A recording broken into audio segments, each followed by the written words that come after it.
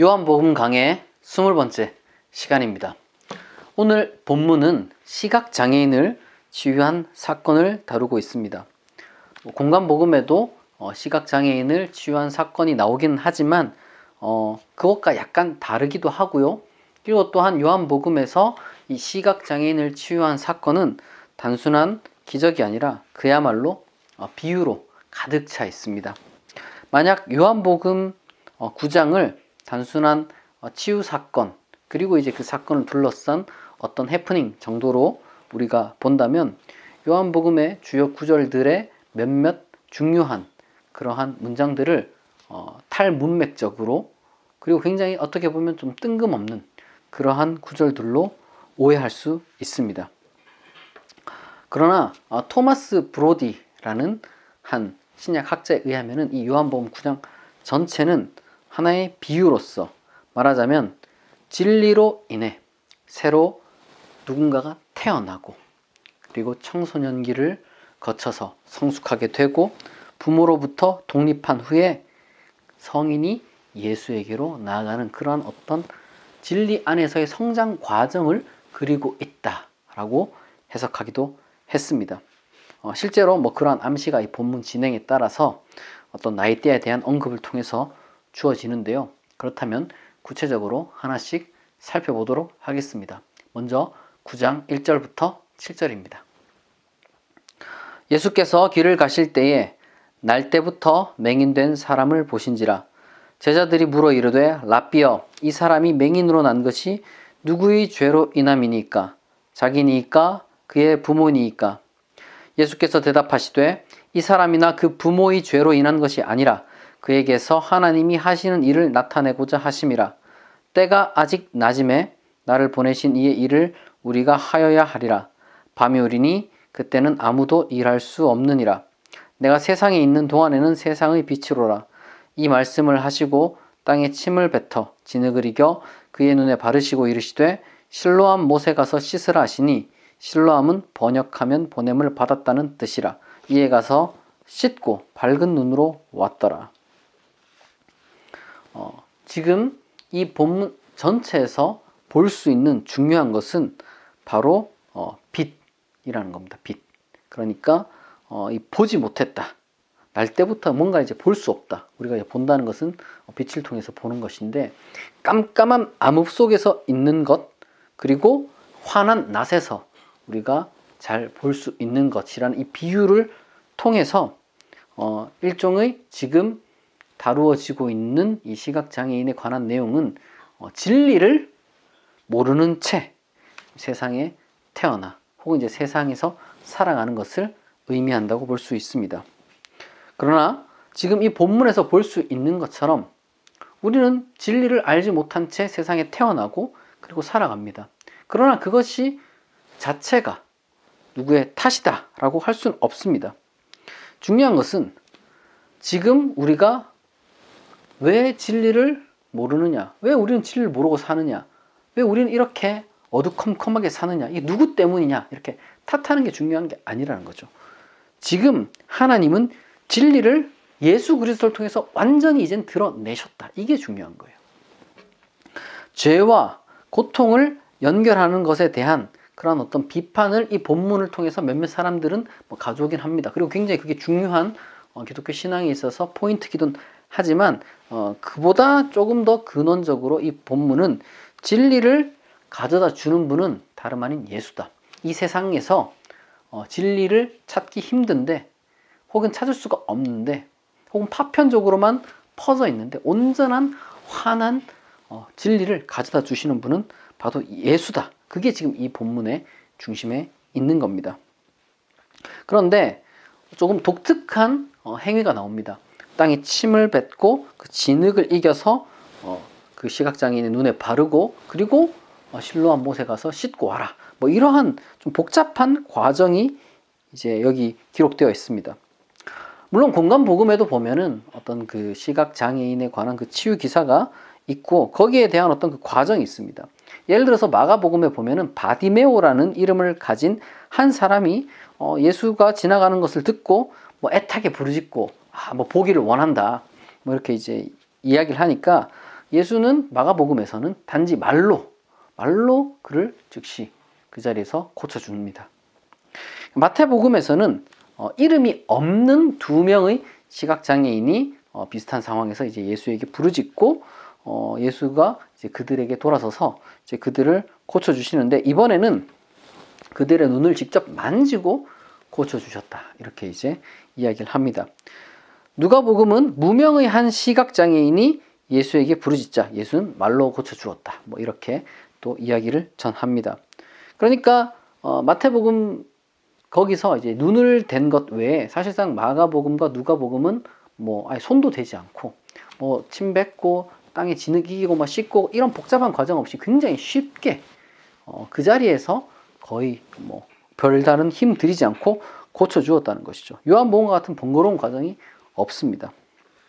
그리고 또한 침 뱉는 것과 관련돼서 또 우리가 공간복음을 살펴볼 수가 있는데, 마가복음에 보면은 2번 침을 사용해서 귀먹고 말 더듬는 사람을 고쳐주고, 그리고 또 벳세다에 있는 또 다른 어떤 그 무명의 시각장애인을 고치는 장면이 있습니다. 근데 그 2번 다 직접 그 사람에게 침을 뱉는 것에 비해서 요한복음은 그렇지가 않아요. 요한복음은 직접 사람에게 침을 뱉는 것이 아니라 어떻게 보면 진흙을 만들기 위해서 예수가 이제 침을 뱉었다라고 전합니다. 그런데 중요한 것은 그겁니다. 요한복음은 공간복음 그 어떤 것에 비해서 훨씬 더 예수의 신성을 강하게 드러내려는 그러한 복음서입니다. 그러니까 예수의 능력이 뭐 어떤 그 공간복음보다 훨씬 더 강렬하게 드러난다는 것이죠. 그런데 왜 그러한 강렬한 기적을 보이고자 하는 요한복음에서 정작 공간복음에서는 뭐 말로 하거나 기껏해야 뭐 손을 한번 대거나 이 정도 뭐 이러한 정도로 이제 쉽게 고치는데, 왜 이렇게 이제 좀 어떻게 보면 복잡하고 지루한 번거롭게 보이기까지 하는 그러한 과정이 여기에서 진행되었는지 우리가 이제 조금은 집중해 볼 필요가 있습니다. 왜냐하면 이게 다 어떤 의미가 있는 행동이기 때문입니다. 요한복음은 공간복음에 나타난 어떤 그 침 뱉는 행위를 사실상 거기서는 약간 뭐랄까 어떻게 보면은 주술적인 그런 느낌도 나고, 또 한편으로 보면은 약간 미신적인 치료 행위 같은 그런 느낌이 좀 나요. 공간복음에서는 마치 침 자체에 무슨 치료 효과가 있는 것 같은 느낌도 좀 들고 뭔가 약간 주술적인 같은 느낌이 드는데, 여기서는 그 침 뱉는 행위 그 자체를 부정하기보다는 그 침 뱉는 행위를 흙과 연결하면서 일종의 약간 신성한 행위로 전환시켜 놓습니다. 그러니까 이전에 예수에게서 보여주는 그런 어떤 그 행동들 내지는 예수의 침 뱉는 전승을 조금 더 고상하게 바꾸어 놓는다는 거예요. 이게 무슨 말이냐면, 이 침 뱉는 행위를 흙을 이기는데 사용함으로써 일종의 지금 예수 그리스도가 하는 행동은 창세기에 나타나는 하나님의 인간 창조, 그 창조 행위를 지금 재현하고 있다라고 말할 수 있다는 겁니다.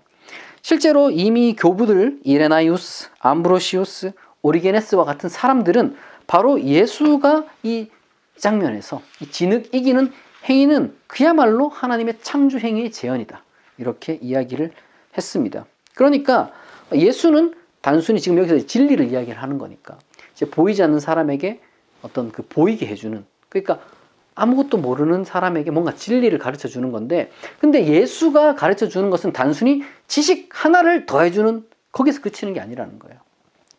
예수는 우리를 새로운 존재로 변화시켜 놓는 그러한 신성한 지식을 우리에게 가져다 주는 신성한 진리를, 말하자면 뭔가 내가 남들보다 조금 더 똑똑한 인간이 되고 내가 이전보다 조금 더 똑똑한 인간이 되는 그런 수준이 아니라 새로운 사람으로 변화시켜 놓는 그런 진리를 우리에게 선물하는 하나님의 로고스다.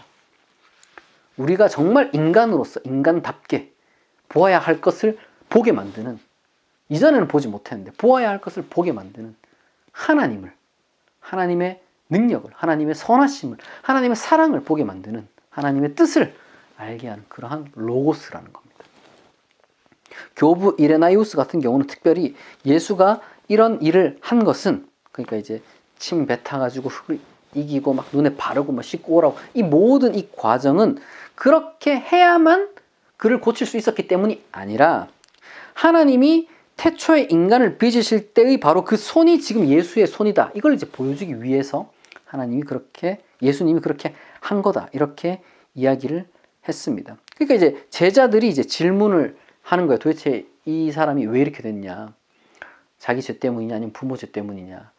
그러니까 하나님이 그게 아니라 하나님의 일을 나타내기 위함이다. 그러니까 이 대답, 이 대화 가운데서 지금 예수의 행위와 이 대화가 연결되어서 지금 예수는 하나님의 창조 행위, 조금 더 정확하게 신학적으로 표현하자면 새 창조 행위를 지금 하고 있다는 것을 보여주고 있다고 가르쳤습니다. 교부 이레나이오스는요. 한편으로 실로암에 가서 씻으라는 말은 뭐 우리가 당연히 생각할 수 있는 것처럼 실로암에 어떤 그 특별한 능력이 있어서가 아니에요. 그리고 아니면 뭐 이제 더러워졌으니까 그 물이 가까우에 있으니 거기서 씻고 와라, 이런 의미도 전혀 아닙니다. 뭐 우리는 이미 비슷한 그 암시를 이미 구약에서 발견했는데요. 그러니까 엘리사가 그 아람 나만 장군을 요단강으로 보내가지고 그의 피부병을 깨끗하게 이제 낫게 하는 그 사건을 떠올릴 수가 있는데, 뭐 요단강이 무슨 어떤 그 주술적인 효력이 있다거나 아니면 요단강 자체가 뭔가 어떤 그 위생적인 그 어떤 효능이 있어서가 이제 나만을 거기에 보낸 게 아니죠. 엘리사가. 그런 것처럼 요한복음은 실로암에 그 어떤 그 주술적인 의미가 있다거나 아니면 치료 효과가 있어서 이제 보낸 게 아니라 정말로 그 실로암의 뜻을 이제 번역해 주는 것처럼, 그러니까 이게 보냄을 받았다. 그러니까 이게 지금 무슨 의미냐면은 그 실로암 가서 씻고 오라는 말은 정말로 뭐 드라마적인 어떤 장면으로서는 씻고 오는 것이 되지만 사실 그 의미는 하나님이 예수를 보냈고, 그리고 그 예수가 지금 이 시각장애인을 씻으라고 보냈습니다. 그러니까 지금 누가 빛을 줬는지, 진리를 준 게 누군지, 진리는 어디로부터 누구를 통해서 오는지 그 근원을 지금 상기시켜주는 그러한 장면이라는 겁니다. 예수가 그것을 했고 궁극적으로는 하나님이 그것을 한 것이나 다름없는 것이죠. 우리는 예수로부터 온 진리의 깨달음을 인간 근원이 아니라 하나님이 그 근원이라고 믿습니다. 그게 그리스도인이에요. 그리스도인은 예수 안에서 발견한 것을 인간이 만들어낸 어떤 관습, 전승 뭐 이런 것들 중에 하나가 아니라 그 안에서 하나님의 뜻이 드러났다고 믿습니다. 그러니까 예수를 믿는 거예요. 그게 예수를 믿는 거죠. 동시에 이제 또한 바로 예수에게 그런 진리를 받은 그리스도인이죠. 그 그리스도인도 이제 진리를 전하도록 보냄받은 자가 될 것을 이제 암시하는 겁니다. 우리는 우리 스스로 진리를 깨닫고 거기서 머무는 것이 아니라 우리가 원튼 원치 않든 이제 우리의 삶이 바뀌었고 우리가 새로운 존재가 되었으니 우리의 새로운 존재 방식, 우리의 모든 것들이 다 그 진리를 드러낼 수밖에 없게 되는 거예요. 보냄받은 자가 자연스럽게 되는 겁니다. 그 과정이 그러나 순탄하지만은 않죠. 우리가 9장 8절부터 12절을 한번 읽어보도록 하겠습니다. 이웃 사람들과 전에 그가 거린인 것을 보았던 사람들이 이르되 이는 앉아서 구걸하던 자가 아니냐. 어떤 사람은 그 사람이라 하며 어떤 사람은 아니라 그와 비슷하다 하거늘 자기 말은 내가 그라 하니 그들이 묻되 그러면 내 눈이 어떻게 떠졌느냐. 대답하되 예수라 하는 그 사람이 진흙을 이겨 내 눈에 바르고 나더러 실로암에 가서 씻으라 하기에 가서 씻었더니 보게 되었노라. 그들이 이르되 그가 어디 있느냐. 이르되 알지 못하노라 하니라. 뭐 여기서는 간혹 이 고침을 받은 그 사람이 에고 에이미 내가 그다 라고 이제 말하는 것에 약간 좀 지나친 그런 관심을 갖는데 그것은 여기서는 약간 큰 의미가 있는 것은 아니고 그냥 자기 정체성을 드러내는 말입니다. 이제 내니라 하는 그런 표현들이 이제 가끔씩 나와요. 그러니까 에고 에이미라고 해도 그것이 이제 문맥에 따라서 평범한 말이 될 수도 있고 어떤 순간에 굉장히 중요한 말이 될 수도 있습니다. 그것은 해석하기 나름이고 중요한 것은 이 문맥에서는 그 지금 이 사람이 마지막에 한 말, 도대체 그러면 너를 그럼 고쳐준 사람이 어디 있느냐? 그가 어디 있느냐? 라고 말했을 때 내가 알지 못하노라 라고 한 지금 이 부분을 조금 우리가 집중해서 볼 필요가 있습니다.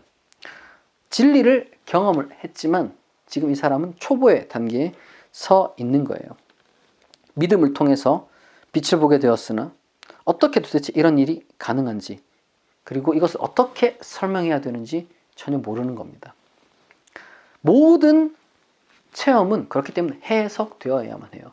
우리는 수많은 것들을 경험합니다. 너무 많은 것들을 경험하고, 그리고 또한 심지어 매우 중요한 그러한 경험도 우리가 갖고 있지만 해석되지 않으면은 그게 진정한 나의 경험, 그러니까 진정한 나를 만들어주는 경험이 될 수가 없는 거예요. 사람들은 이제 진리를 깨닫게 된 그 순간, 믿음 안에서 진리를 보게 된 그 순간, 조금 더 정확하게 구체적으로 말하자면, 이제는 내가 평소에 눈으로 보았던 어떤 그 관찰되는 세계만이 전부가 아니라는 것을 깨닫게 된 그 순간, 한 걸음 더 나가서 요한복음의 표현에 요한복음의 어떤 그 신앙을 우리가 이제 응용해서 말하자면, 보이지 않는 것이야말로 참된 신성한 것임을 깨닫게 된 순간 우리의 삶은 달라지게 됩니다. 그게 전부가 아니라는 것을 우리는 자라면서 문득 깨닫게 돼요. 특별히 어떤 그 종교적인 사유를 하면서 어떤 종교적인, 특별히 성경이라든지 아니면 어떤 그 신학이라든지 이런 것들을, 그리고 수많은 어떤 훌륭한 종교인들을 통해서, 그리고 교회를 통해서 우리가 그런 복음을 듣게 된 그 순간, 아, 이 세계가 보이는 게 전부가 다가 아니구나 라는 것을 우리가 어느 정도 어렴풋이 체험하게 되고 느끼게 됩니다. 그 순간부터 좀 우리의 삶이 달라지긴 해요. 그러나 왜 갑작스럽게 그러한 마음을 갖게 되었으며, 도대체 이 마음은 어디로부터 온 것이며, 이 깨달음은 도대체 과연 올바른 것인지, 이런 수많은 의문에 오히려 휩싸이게 됩니다. 질문이 더 쏟아지게 되는 거예요. 내가 깨닫고 나서 깨달은 그 순간 내가 모든 것으로부터 다 알게 되는 그러한 순간이 찾아오는 것이 아니라, 오히려 깨달으면 깨달을수록 더 많은 의문들이 생겨날 수밖에 없는 거예요. 그게 당연한 겁니다. 우리가 어린아이가 그냥 자연수만 할 때는 세상 그렇게 어려운 게 없어요. 근데 그냥 무슨 뭐 정수, 유리수, 그 다음에 무리수 막 이렇게까지 점점 더 수의 개념이 확장되면 확장될수록 모르는 게 훨씬 더 늘어나고 궁금증은 더 늘어나는 거예요. 그냥 사칙연삭 할 때는 쉽죠. 그런데 수많은 수식들이 존재한다는 걸 알게 되는 그 순간 우리의 의문이 커져가는 것처럼, 그러나 그런 것들에 하나하나 답하는 것들이 가치 있는 것처럼, 진리에 관한 것도 마찬가지입니다. 우리는 수학이나 어떤 그런 과학과 달리 다만 이 진리에 관한 것은 우리의 체험과 더불어 시작되므로 우리의 모든 체험은 기본적으로 우리 스스로 해석을 해야 돼요. 만약 우리가 보이지 않는 것에 대한 그 태도를 어떤 긍정적으로 가지게 되었을 때, 혹은 어떻게 보면 이제 확고하게 내가 이제 붙들기로 결심했을 때, 그때부터는 해석을 해야 합니다. 사람들이 이 사람에게 찾아와서 어떻게 떠졌느냐, 도대체 뭐 너를 그 눈뜨게 한 사람 어딨냐, 그 외에 수많은 것들이 우리에게 질문의 내면 가운데서 쏟아져 나옵니다. 그런 것들은 다 우리가 해석하지 않으면은 혼란에 빠질 수밖에 없어요. 구체적으로 더 심각한 어떤 문제에 빠지게 됩니다. 그러나 이것을 잘 극복해야 하면 정말로 우리에게 값진 그러한 신앙이 생기게 되는 거예요. 계속해서 그 과정에 대해서 13절부터 23절까지 읽어보도록 하겠습니다. 그들이 전에 맹인이었던 사람을 데리고 바리새인들에게 갔더라. 예수께서 진흙을 이겨 눈을 뜨게 하신 날은 안식일이라. 그러므로 바리새인들도 그가 어떻게 보게 되었는지를 물으니, 이르되 그 사람이 진흙을 내 눈에 바르매 내가 씻고 보나이다 하니, 바리새인 중에 어떤 사람은 말하되 이 사람이 안식일을 지키지 아니하니 하나님께로부터 온 자가 아니라 하며, 어떤 사람은 말하되 죄인으로서 어떻게 이러한 표적을 행하겠느냐 하여 그들 중에 분쟁이 있었더니, 이에 맹인되었던 자에게 다시 묻되 그 사람이 내 눈을 뜨게 하였으니 너는 그를 어떠한 사람이라 하느냐.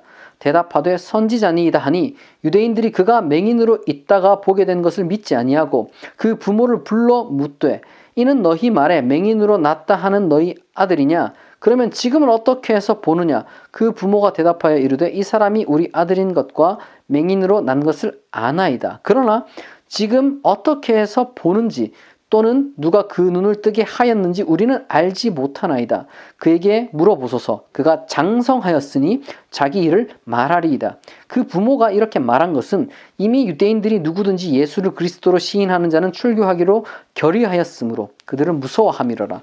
이러므로 그 부모가 말하기를 그가 장성하였으니 그에게 물어보소서 하였더라. 진리를 몸소 체험한 사람은 질문을 피할 수가 없습니다. 가벼운 질문을 당장 우리가 대답하지 않고 뭐 그게 중요할까? 뭐 이렇게 이제 피한다 하면은 뭐 당장 그 질문이 물러가는 것 같아도 오히려 더 집요하게 달려듭니다. 그냥 평범한 사람이 주변에서 웅성웅성 거렸던 것에서 바리새인들과 같은 그러한 전문적인 사람들이 와가지고 내 내면을 깊게 파고드는 그런 질문들을 하기 시작하는 거예요. 지금 당장 내가 내 존재 이유, 나는 왜 존재하는가? 도대체 이 역사의 의미, 도대체 이 역사는 왜 어떤 의미를 갖고 있는가? 이 모든 순간순간들에 나타난 이 모든 사건들, 모든 순간들의 이 의미는 무엇인가? 그리고 우주의 근원은 어디에 있는가? 선악 판단의 기준은 무엇인가? 과연 선악이란 존재하는가? 내 스스로 죄의식을 느끼고 있는데 과연 나는 의롭게 될 수가 있는가? 그리고 무엇보다 궁극적인 관심이라고 할 수 있는 이 하나님에 대한 물음, 이 모든 것들이 끊임없이 우리를 찾아오게 되는 거예요. 우리가 잠시 잠깐 이런 물음들을 밀어낸다 할지라도 혹은 뭐 잊고 지낼 수 있죠. 그러나 그러한 잊기 위한 발버둥 끝에 잠깐 우리가 숨을 멈춘 순간 다시 한번 그런 질문들이 우리를 급습합니다. 자다가도 생각나고 굉장히 다 잊고 놀고 즐겁고 바쁜 시간을 보냈는데 잠시 잠깐 숨 돌리는 틈에 갑자기 생각이 나고 그러는 게 사람이죠. 그 질문들이 다시 내가 밀어내고 근데 이제 다시 찾아와요. 근데 다시 찾아올 땐 그냥 찾아오는 게 아니라 훨씬 더 날카롭고 깊숙하게 찾아옵니다. 종종 어떤 사람들은 이 질문을 타인에게 전가를 하려고요. 이 질문에 대한 답을 다른 사람에게서 찾으려고요. 그래서 막 물으러 다니는 거예요. 목사님한테도 물어보고 스님들한테도 물어보고 뭐 교수님들한테도 물어보고 아니면 그냥 알지도 못하는 사람들한테 다 물어보러 다니는 거예요. 하지만 여러분 결국 그건 내가 대표해야 되는 거예요. 결국 그건 내가 답을 해 나가야 돼요. 한 번에 답이 딱 내려지는 건 아니지만 내가 답을 해 나가는 수밖에 없어요. 바리새인들이 질문을 하고 그 질문은 부모에게 전가했지만 결국에는 그건 내 실존과 결부된 것이고 타인이 대답에 내 실존을 맡길 수가 없습니다.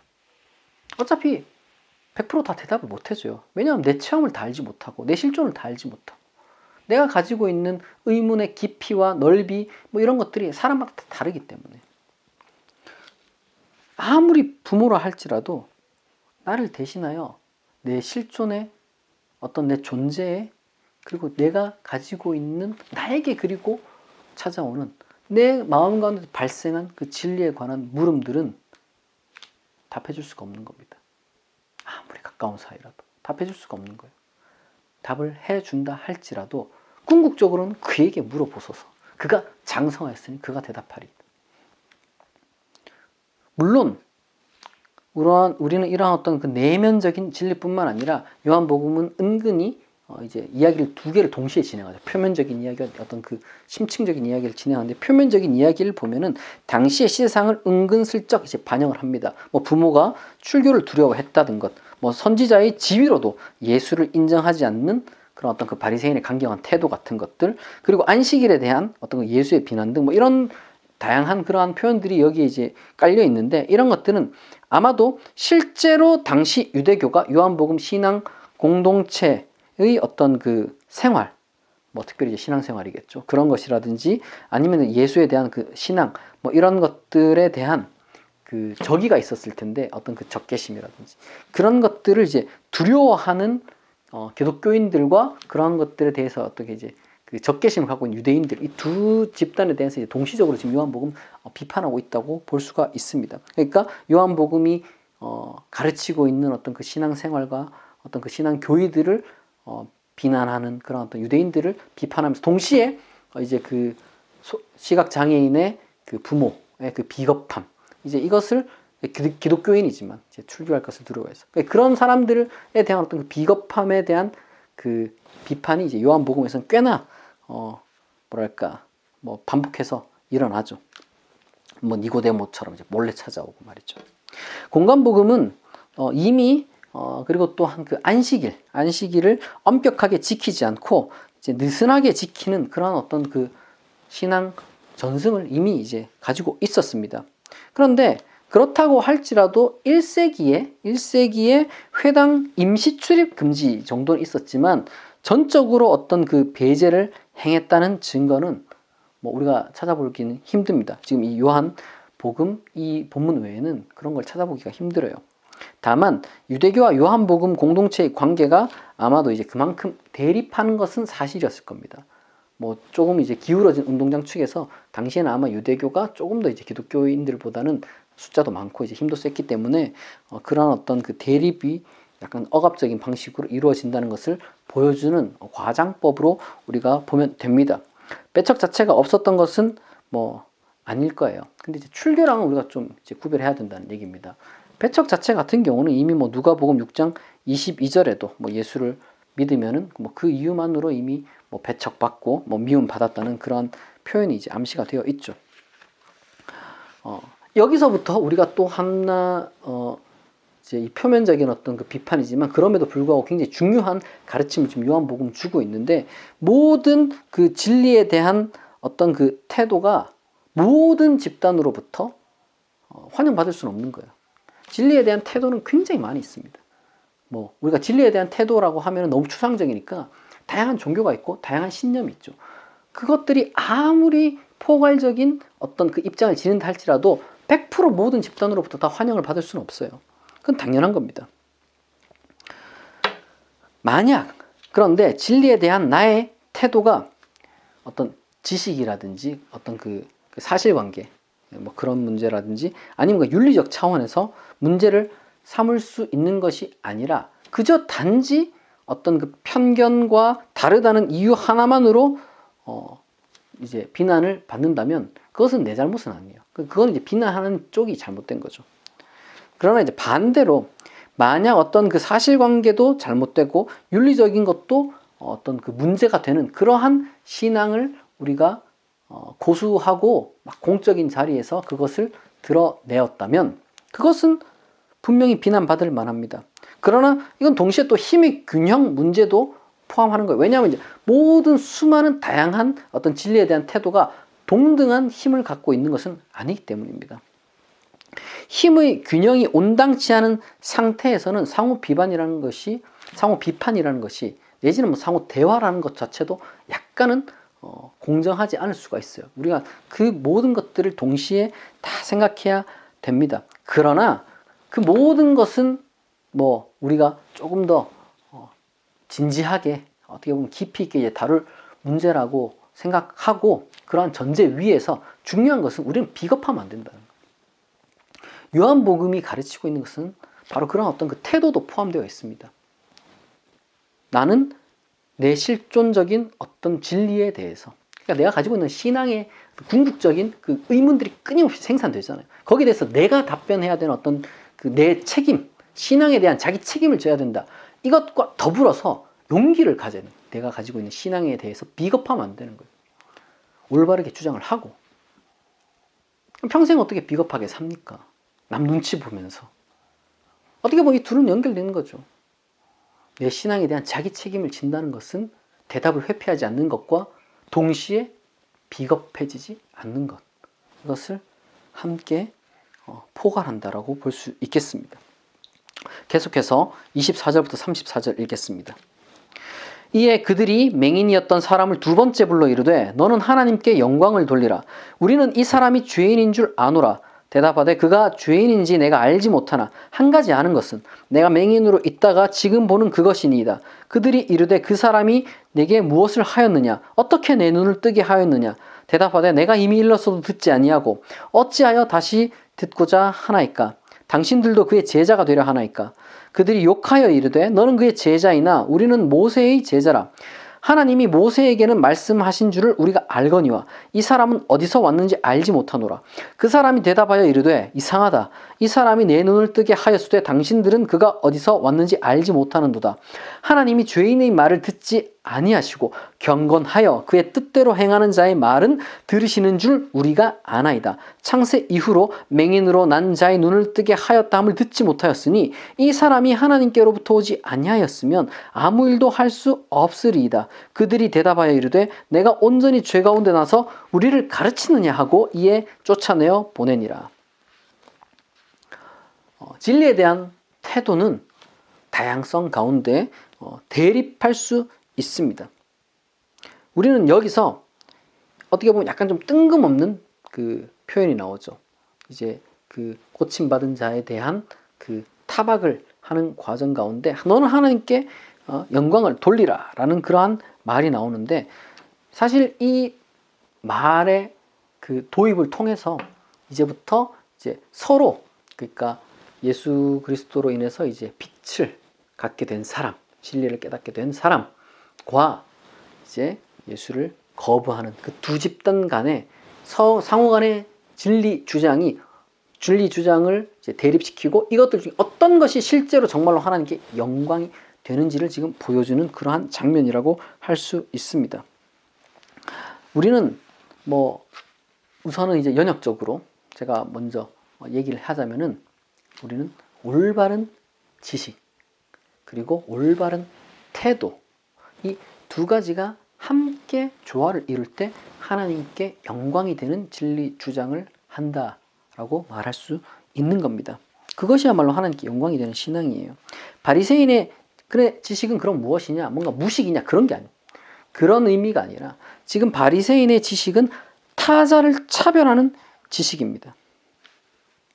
그러나 예수 그리스도로 인해서 보게 된 자, 진리를 깨닫게 된 자의 지식은 자신의 체험에 대한 지식과 해석입니다. 전혀 다른 성격이죠. 대립한다기보다는 완전히 다른 성격의 그러한 어떤 추구가 여기에서 있는 거예요. 말하자면 타인을 죽이는 지식과 자신을 해석하는 지식이 대립을 이루는 거예요. 이 둘은 완전히 다르지만 그러나 별개는 아닙니다. 무슨 말이냐면, 나를 해석하는 지식이며 동시에 나를 해석하는 지식이 타인을 죽이는 지식이 되지 않을 때, 그제서야 비로소 지식은 가치가 있습니다. 우리가 신앙생활 하면서 신앙의 교리라고 하죠.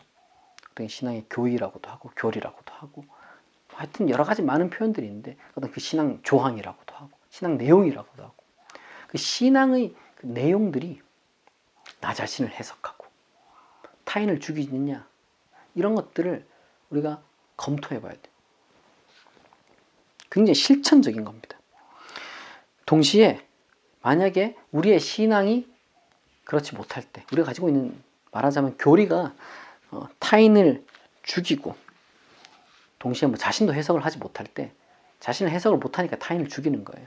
그렇게 될 때 그 신앙, 그 지식은 가치가 없습니다. 자신을 해석하지 않는 지식은 물론 자기 자신에게 대해서도 어떤 것을 부여하는데, 그것은 자기 자신에 대한 해석이 아니라 자기 자신을 꾸며주는 것에 불과합니다. 자꾸 덧붙이는 거죠. 내가 가지고 있는 것에 대한 답은 하나도 없으면서도 자꾸 나에게 뭔가 덧붙이는 거예요. 나는 모세의 제자다. 의미는 모르지만 온갖 것들을 다 붙들고 있는 거예요. 왜 붙들고 있는지 몰라.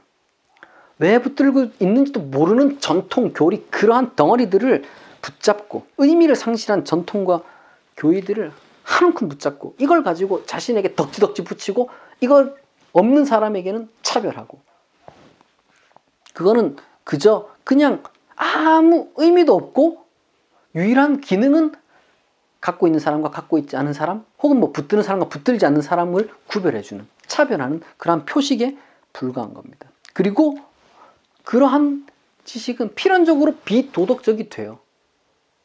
그러니까 그것을 우리는 이 본문에서 어떻게 확인하느냐? 욕이나 저주 같은 것으로 드러나는 것을 확인하게 되는 거죠. 우리의 신앙 교의가 엉망이면 필연적으로 그 태도가 타인을 향해서 실제로 죽이게 만들어요. 그 죽인다는 게 물리적인 폭력만 있는 게 아니죠. 저주하고 욕하고 차별하고 무시하고 비난하고 깎아내리고 그 모든 것들이 전부 다 잘못된 신앙 지식으로부터 기인하는 겁니다. 한편으로 여기서 이 보게 된 자, 예수 그리스도께서 빛을 준 자로부터 놀라운 신앙 고백이 등장하는데요.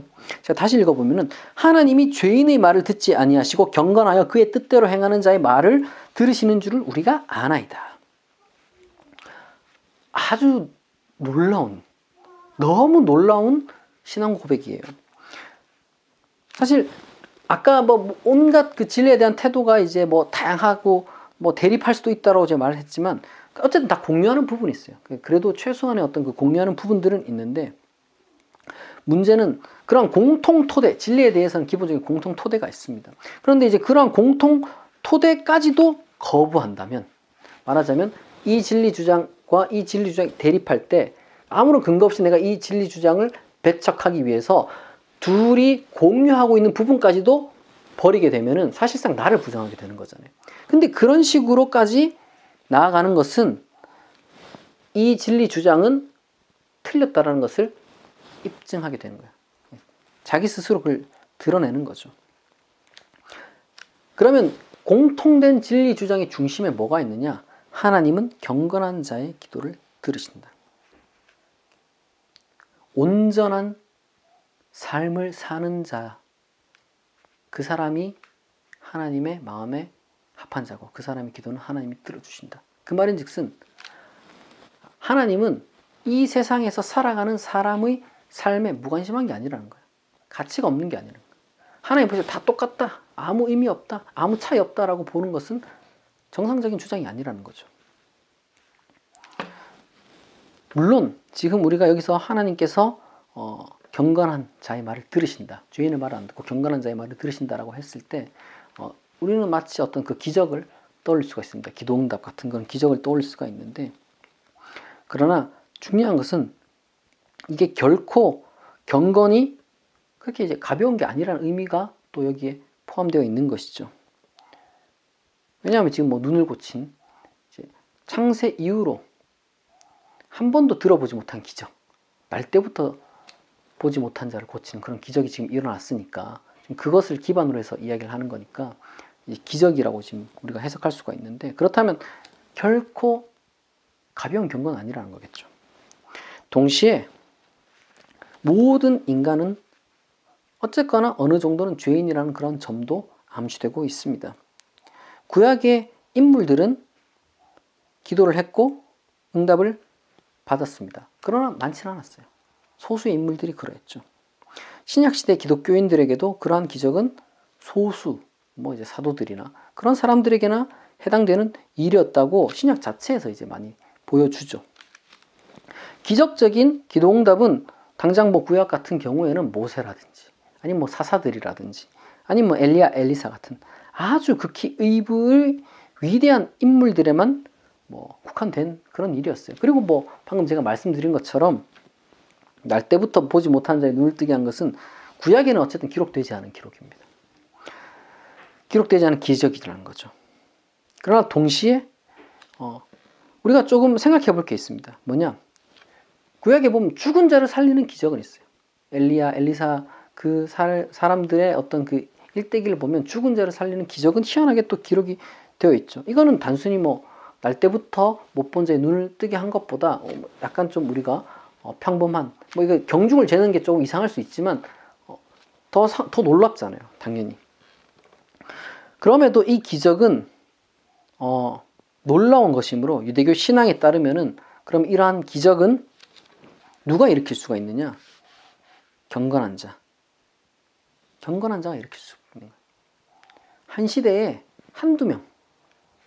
그 정도 일으킬 수 있는 거예요. 그러니까 이게 지금 무슨 말이냐면 유대교 주장에 따르자면 이 기적을 일으키는, 그러니까 이제 하나님께서 그 경건한 자의 기도를 들으신다는 어떤 그러한 신앙, 유대교에도 기반한 신앙이라는 거예요.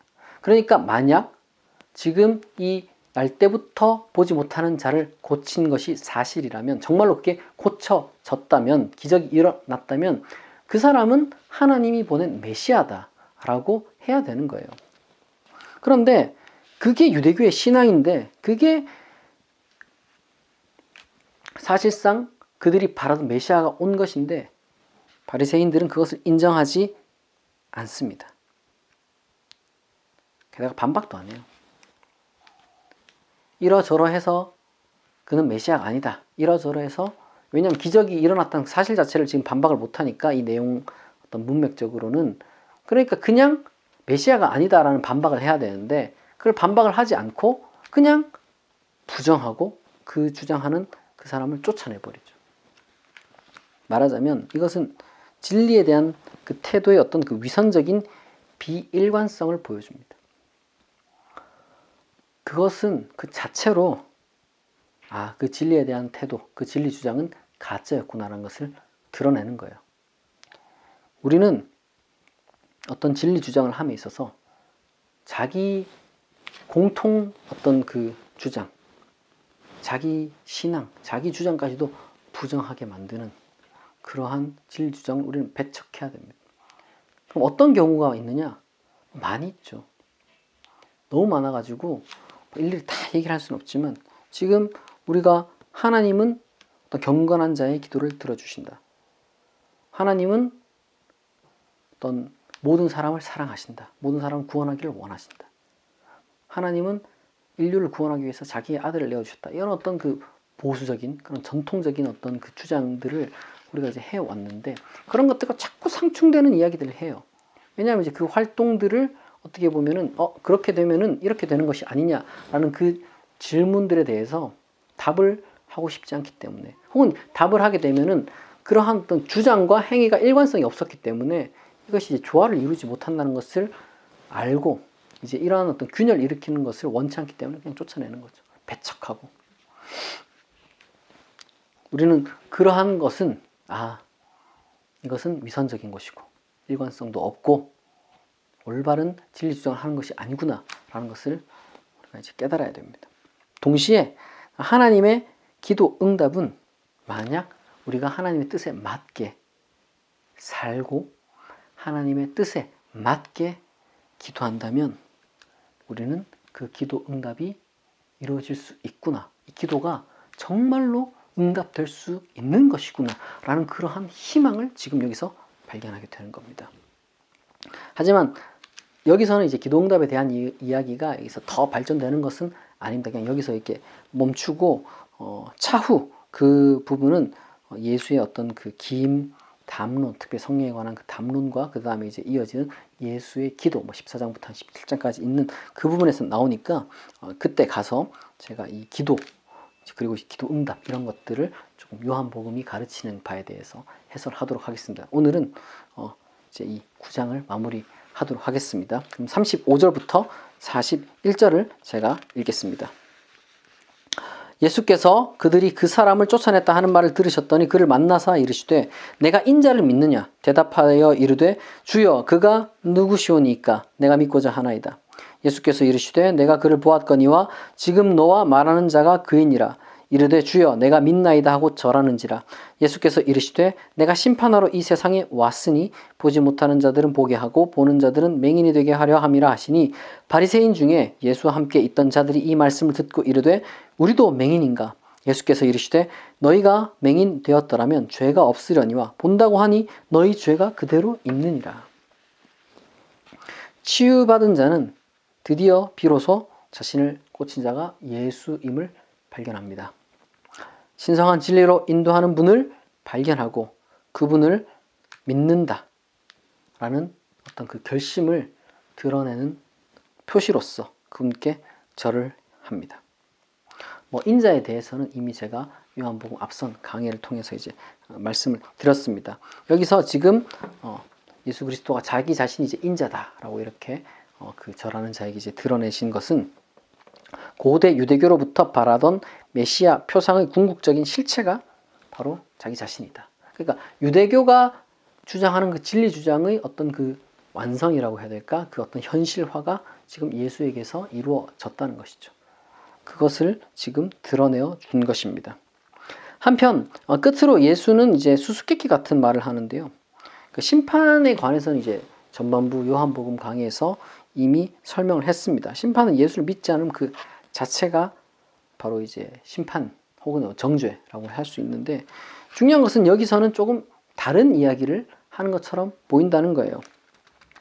몹스 에스티아의 테오도레라는 그 교부는 예수가 세상에 온 것이 심판이 아니라 구원을 위해 왔다라는 그 요한복음 앞선 구절과 지금 이 구절은 얼핏 보기에는 모순되지만 사실은 모순이 아니라 그 전자, 그러니까 구원을 위해 심판이 아니라 구원하기 위해 내가 이 세상에 왔다는 것은 목적을 지금 말하는 것이고, 지금 이 9장에서의 예수의 말은 실제로 예수가 옴으로 인해서 드러난 현 상태의 결과를 이야기를 하는 것이다 라고 그런 식으로 해설을 했습니다. 그러나 우리는 이제 그 몹세티아의 테오도레라는 그 교부 넘어서 우리가 이제 실천적으로 해석을 할 수가 있습니다. 무슨 말이냐? 우리는 더 나아가서 지금 이러한 결과 예수를 믿는 자가 있고 믿지 않는 자로 이렇게 나뉘어졌죠. 그러니까 구원받은 자가 있고 심판받은 자가 있습니다. 그러나 이것은 오로지 역사의 순간의 현 상태에 불과할 뿐, 궁극적으로는 하나님은, 예수 그리스도는 모든 사람을 구원하는 그 목적을 이룰 것이라는 그러한 희망을 우리는 버릴 필요가 없습니다. 어떻게 보면 요한복음이 가지고 있는 것보다 조금 더 포괄적인 희망을 우리는 가져도 됩니다. 왜냐하면 요한복음은 제가 반복해서 이야기를 하지만 너무도 위대한 책임에도 불구하고 어쨌든 시대적 한계를 지니는 것도 사실이기 때문입니다. 우리는 그 시대적 한계까지 품을 필요는 없는 거예요. 요한복음은 우리에게 가르쳐주는 바가 명확합니다. 그것을 우리가 잘 실천적으로 수용하면 돼요. 여기서도 드러난 것처럼 죄는 무지로부터 출발합니다. 지금 유대인들을 향해서 너희가 맹인이었다면 죄가 없으려니와 너희가 본다고 하니 죄가 그대로 있다. 이렇게 이제 어떻게 보면 굉장히 수수께끼 같은 말씀을 하시는데, 이게 무슨 말이냐? 내가 보지 못하는 자다. 내가 아직 진리를 가지고 있지 못했다. 라는 것을 자각한다면 진리를 찾아 나서겠죠. 그런데 나는 진리를 모르지 않아. 나는 못 보는 것이 없어. 라고 생각하는 사람은, 조금 더 구체적으로 말씀드리자면 보이지 않는 진리를 찾지 않으려고 하는 사람, 보이지 않는 진리는 찾을 필요가 없어 라고 말하는 사람은 문자 그대로 이제 보이지 않는 진리를 찾으려고 하지도 않고 보이지 않는 진리를 찾는 것은 쓸데없는 짓이라고 생각하기 때문에 그 상태가 곧 궁극적으로 죄를 만들어내게 되는 것입니다. 그 자체가 문제가 아니라 그 자체로부터 죄는 나오게 되는 거예요. 자연스러운 현상으로서. 바리새인의 사상과 태도에서 우리는 그것이 어떤 것인지 이미 확인을 했습니다. 9장 전체에서 지금 볼 수 있는 게 바로 그러한 것이죠. 구체적으로는 나는 안다 라는 그런 교만, 그리고 알지도 못하면서 안다라고 말하는 거짓, 그리고 그런 교만한 거짓을 정당화하기 위한 수많은 시도들, 부조리한 생각과 타자에 대한 욕설과 배척, 이런 부도덕한 것들이 또한 나오게 되는 것입니다. 그런 것들을 지금 예수 그리스도는 강렬하게 지적하고 있는 것입니다. 눈이라는 비유를 통해서요. 9장 전체는 단순한 기적 이야기를 넘어서서 그런 의미로 진리 안에서 보이지 않는 것을 보게 된 자와 보이지 않는 것을 보지 않으려 하는 자 간의 어떤 그 진리 주장의 대립이 재현되고 있다는 것을 우리는 확인할 수가 있는 것입니다. 말하자면 그리스도인은 예수 안에서 빛을 보고 진리를 보고 새로 태어나서 자라가는 사람입니다. 처음에 토마스 브로디가 그런 표현을 했다고 제가 말씀드렸죠. 요한복음 9장 전체는 어떤 진리 안에서 새로운 사람이 태어나서, 날 때부터라는 그 표현부터 시작해서 점점 자라가면서, 처음에 막 몰랐다가 도대체 내가 지금 깨달은 것에 대한 어떤 그 혼란, 내가 알지는 못한다. 내가 경험한 것은 있는데, 내가 느끼는 바는 있는데 알지는 못한다고 했다가 조금씩 자기가 아는 바의 어떤 바에 이제 견고하게 기반해서 그 부분부터 하나씩 질문들에 대해서 답을 하면서 잘못된 진리 주장과 결별하고, 그리고 궁극적으로 참된 진리의 주인이신 예수 그리스도를 만나고 예수 그리스도를 믿는 결단을 통하여서 그가 새로운 사람으로 자라나는 그 어떤 긴 과정을 보여주었습니다. 우리 모두가 바로 그와 같이 아름답고 성숙한 그리스도인으로 살아가기를 진심으로 축복합니다. 기도하겠습니다. 자비하신 하나님, 우리는 우리의 힘만으로 모든 것을 알 수도 없고 볼 수도 없습니다.